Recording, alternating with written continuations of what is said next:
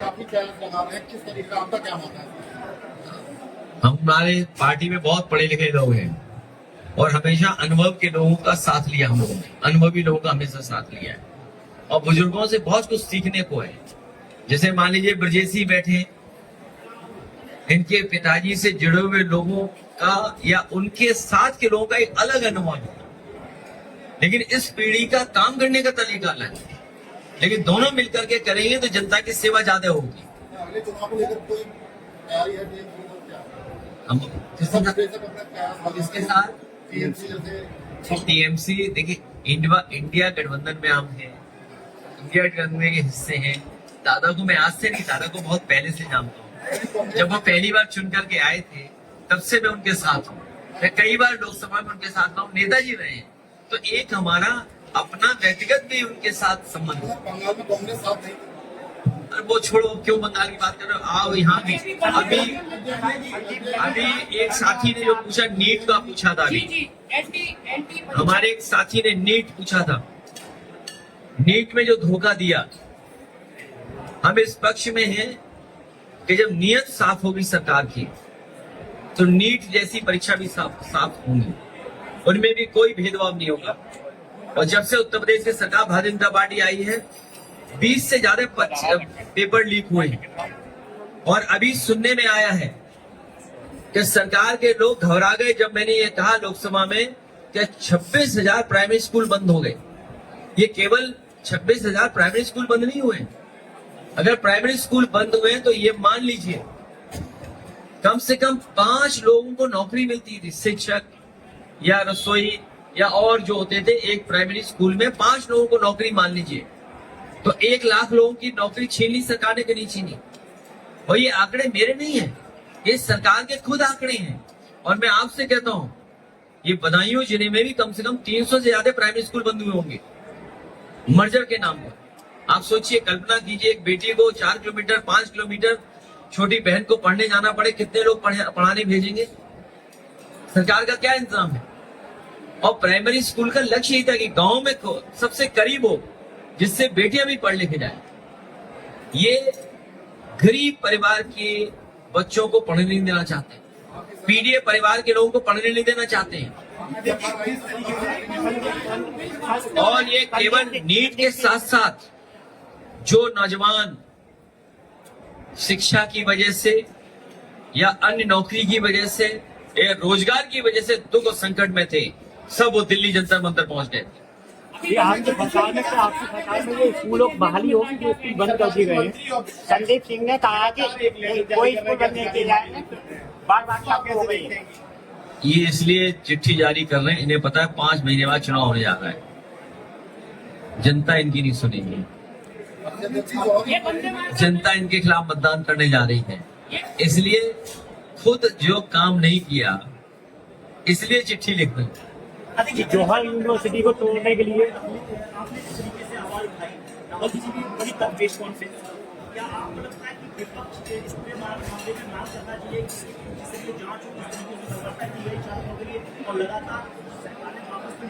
मंत्री जितेंद्र सिंह ने कल कहा था कि ये मजिस्ट्रेट के ऑर्डर पे चला है। हमारे मेन स्ट्रीम मीडिया ने जांच की हो न की हो जांच, लेकिन हमारी मेन स्ट्रीट मीडिया ने सब दिखा दिया, जो जमीन पर थे, जो उनके बीच थे, जिन्हें दाना गाने का लेना देना नहीं था, जिसका दाना उसका गाना, उसका लेना देना नहीं था उन्होंने सब कुछ दिखाया कि बच्चों के साथ क्या हुआ है।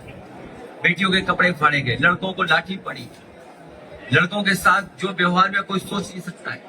लेकिन मैं बधाई देना चाहता हूं नौजवानों को कि उन्होंने किसी की परवाह नहीं की और उस आंदोलन को सफल बनाया। और बहनों ने और बेटियों ने तो कमाल इस बात का कर दिया कि इतना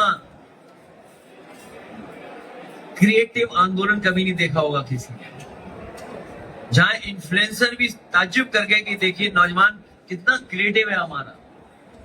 यहां उन्होंने डिजाइन किया, ब्लिंकेट से प्रिंट आउट लिया और तख्ती लेकर के खड़े हो गए।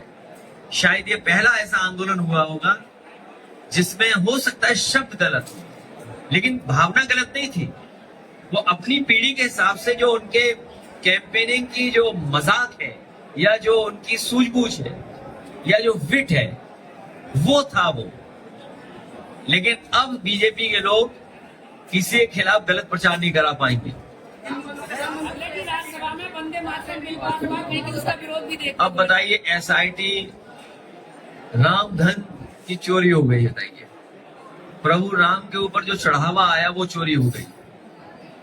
श्रद्धा के साथ जिन लोगों ने चढ़ावा दिया ये महापाप है।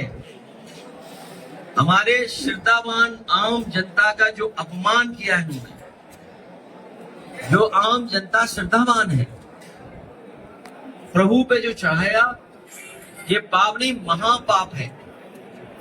ये महा अपराध किया है भारतीय जनता पार्टी ने और उसकी सजा प्रभु राम तो देंगे ही देंगे, लेकिन प्रभु राम की गरीब जनता भी इस बार इनका जवाब देगी।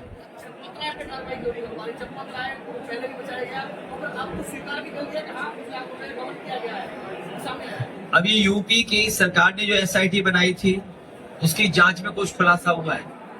अब दिल्ली वालों ने बड़ी एसआईटी बनाई है तो बड़ा खुलासा होगा।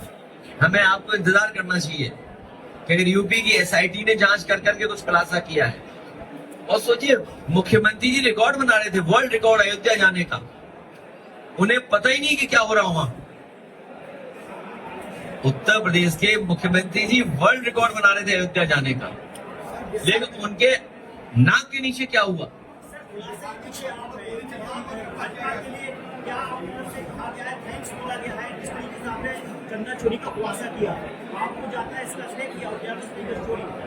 ये श्रेय की बात नहीं है। भारतीय जनता पार्टी के लोगों का महापाप जो हुआ है वो देख रहे हैं भारतीय जनता पार्टी के लोग। और लगता तो ये कि अयोध्यावासी एक एक अयोध्यावासी जानता है, एक एक अयोध्यावासी जानता है कि इसमें भारतीय जनता पार्टी के लोग शामिल हैं। केवल इसमें शामिल नहीं है, जो जमीन का मामला हुआ है जिसमें प्रभु राम का धन, राम धन, चढ़ावे का धन, उसकी लूट हुई है। क्या कोई कल्पना कर सकता है कि चढ़ावे के पैसे से जमीन ले उससे मुनाफा कमाए? मुनाफा किसने कमाया? ये प्रभु राम की जनता और अयोध्यावासी सब जानते हैं। वंदे मातरम बिल पास हुआ है राज्यसभा में, कहीं कि उसका विरोध भी देखने को मिलता है, क्या कहेंगे? ये अच्छा है कि भारतीय जनता पार्टी की नफरत की राजनीति जा रही है। इन्होंने यूनिवर्सिटी कॉलेज तो बनाए नहीं, स्कूल बंद कर दिए, इंटरमीडिएट स्कूल बंद कर दिए, कोई इंजीनियरिंग कॉलेज नहीं खोला, पॉलिटेक्निक आईटीआई के लिए कुछ नहीं किया। और बगल में जो मौलाना जौहर साहब के नाम पर यूनिवर्सिटी बनी थी आलम आजम साहब की, उसको हथौड़ा लेकर के तोड़ना चाहते थे। सोच क्या उम्मीद करते हैं ऐसी सरकार से आप?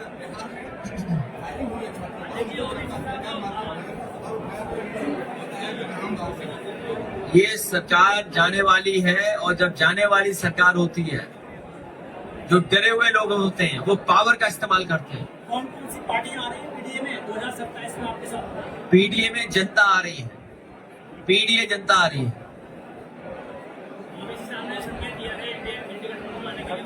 बीजेपी का समर्थन मिलेगा ओवैसी ओवैसी। अभी जिस रास्ते हम लोग चले हैं उसी से हम लोगों ने हरा दिया, बताओ बीजेपी। और बीजेपी इसलिए घबराई हुई है कि अगर वो विधानसभा की गिनती करते हैं तो 250 से ज्यादा सीटें समाजवादी पार्टी जीत गई। इंडिया अलायंस जीत गया 250 से ज्यादा सीटें। लोकसभा में तो है ही नंबर 1 हम लोग यूपी में, लेकिन 250 से ज्यादा सीटें जीत गए, इसलिए घबराए हुए हैं। बांकीपुर में चुनाव है जहाँ से राष्ट्रीय अध्यक्ष है बीजेपी के, वहाँ पे आज चुनाव हुआ है। वहाँ की चुनाव में भी आज बहुत सारी वहाँ से शिकायतें आई, तो वहाँ पे आपका क्या लगता है कि सुनने में आ रहा है कि बेईमानी की तैयारी कर ली उन्होंने बीजेपी के लोगों ने। बेईमानी नहीं की तो परिणाम कुछ और आएगा। किसको जीतते हुए आप देख रहे हैं वहाँ पर? मुझे तो ये लगता है कि तेजस्वी या जो बहुत चुनाव लड़ाते थे सबको, किसान किसको? असली मुकाबला उन्हीं के बीच में, दोनों के बीच में। बीजेपी लड़ाई में नहीं है, असली मुकाबला है तेजस्वी जी में और प्रशांत किशोर जी की पार्टी।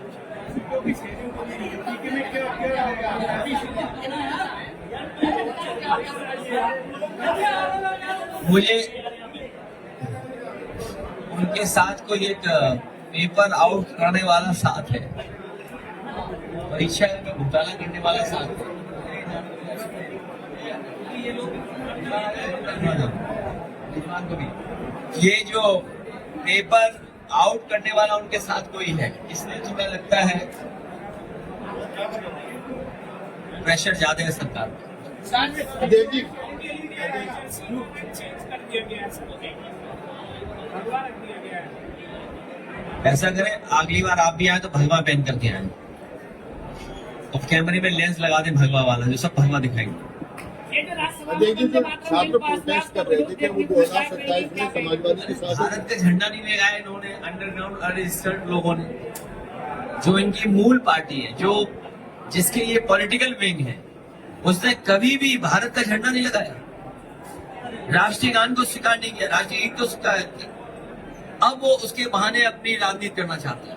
ये जो लोग प्रोटेस्ट कर रहे थे कि वो 2027 में समाजवादी के साथ हैं। बहुत बड़ी संख्या में हमारे नौजवान वहां पहुंचे थे। अभी मुझे बदायूं में एक नौजवान मिला, उसने बोला हम दिल्ली के जंतर मंतर में थे। ऐसे बहुत बड़ी संख्या में साथी पहुंचे थे। आप ये देखिए, इतनी बड़ी सड़क बनाई, क्योंकि सड़क खराब बनाई इसलिए मुख्यमंत्री चलने नहीं चाहते उसमें।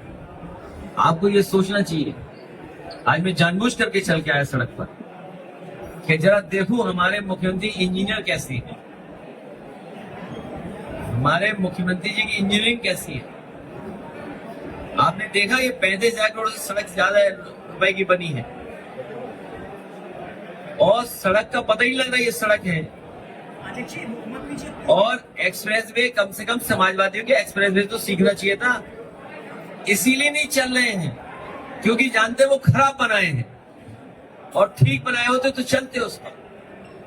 जब कभी भी समाजवादी सरकार में कोई सड़क बनती थी तो उद्घाटन के समय में खुद चलता था उस सड़क पर, और एक सड़क पर चले अभी कुछ दिन पहले कानपुर वाली पर, वो भी धंस गई बताओ। उससे पहले प्रधानमंत्री जी उद्घाटन करके गए, सड़क बह गई, एक्सप्रेसवे बह गया था बुंदेलखंड। और ये गंगा एक्सप्रेसवे में पता लगा है कि जानवर आ जाते हैं वहां पर। सर E20 पे क्या कहेंगे लोग? नहीं, और अभी और धंस जाएगा, पानी अभी ठीक से नहीं बरसा है। नहीं, E20 पे क्या कहेंगे? E20 पे E20 पे आप क्या कहेंगे? E20 के नाम पे जो पेट्रोल में जो ये लखनऊ के लोग हमारे जानते होंगे, प्रेस के साथी, अगर E20 इथेनॉल अगर इंजन को और अच्छा करता है तो जिन जिन कंपनियों की ये गाड़ी आ रही है उन कंपनियों को ऐड देना चाहिए अखबार में। उन कंपनियों को ऐड देकर ये बताना चाहिए कि E20 से ये लाभ है, आपका माइलेज इतना अच्छा होगा और मेंटेनेंस जीरो होगा। अगर वो कंपनियां नहीं दे रही है ये ऐड और विज्ञापन, तो इसका मतलब ये है कि सरकार उन पर दबाव बना रही है। अध्यक्ष जी, और सुना ये है कि सरकार अपने लोगों को लाभ पहुंचाने के लिए इथेनॉल को पेट्रोल में मिला रहे हैं। तो क्या ये मुद्दा बनाएंगे और 2027 में? चावल सुना है FCI से बहुत सस्ता दे दिया कंपनियों को, तो मुनाफा किसका हुआ? बीजेपी केवल जेब भरने का काम करती है, अपने लोगों को मुनाफा कैसे मिले ये काम करती है। क्या ये 2027 में मुद्दा होगा, क्योंकि बहुत लोग इससे प्रभावित हो रहे हैं? ये सभी मुद्दे होंगे, और इसके साथ साथ बदायूं और संभल, इनके लोगों के साथ कोई अन्याय ना हो, ये मुद्दा होगा। कानून व्यवस्था बेहतर हो, 100 नंबर को और मजबूत किया जाएगा। ये हमारे मुख्यमंत्री जानते ही नहीं है कि ये 100 नंबर चलती कैसे थी। जैसे माइक का तार खींच देते ना, कई बार इन्होंने डायलेंडर के तार खींच दिए, जब से बीजेपी से लड़ाई है। 100 नंबर का तार खींच दिया इन्होंने। ये पुलिस को जगह जगह खड़े रहना था, अच्छी गाड़ियां मिलनी थी, 100 नंबर खराब कर दिया, एम्बुलेंस खराब कर दी। बताइए, फोन करने पे एम्बुलेंस आती थी, कि मुख्यमंत्री जी को पता लगा ये एम्बुलेंस क्यों जा रही है टाइम से, इसके भी तार खींच दो। अब एम्बुलेंस का क्या हालत है। मेडिकल कॉलेज दिया यहाँ पर कि बदायूं की जनता को और आसपास की जनता को कहीं इलाज के लिए नहीं भागना पड़े, यहीं पर इलाज हो जाए। मेडिकल कॉलेज बर्बाद कर दिया, अध्यक्ष जी, PSC बर्बाद कर दिए, और स्वास्थ्य विभाग ऐसा कर दिया कि स्वास्थ्य विभाग का खुद ही इलाज कराना पड़ेगा। स्वास्थ्य विभाग का भी स्वास्थ्य खराब हो गया। अजय जी स्वास्थ्य विभाग को भी दवाई की जरूरत है। देर से प्रत्याशी को समाजवादी पार्टी घोषित करती है, क्या उससे कहीं ना कहीं नुकसान होता है? समाजवादी पार्टी जो देर से प्रत्याशी घोषित करती है, क्या उससे मन में हमने तय कर लिए सब प्रत्याशी, घोषणा कब तक हो जाएगी? जब हमारा तुम मन पढ़ोगे तब।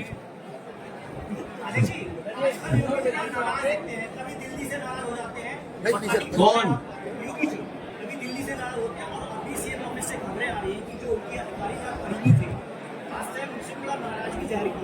हम तो एक ही बात जानते हैं, पहले गोरखपुर की तरफ गांजा ज्यादा पकड़ा जाता था, अब लखनऊ की तरफ गांजा ज्यादा पकड़ा जा रहा है।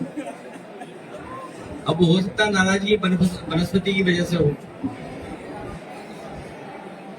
कि इतना क्यों लखनऊ में पकड़ा जा रहा है। अब एक क्लास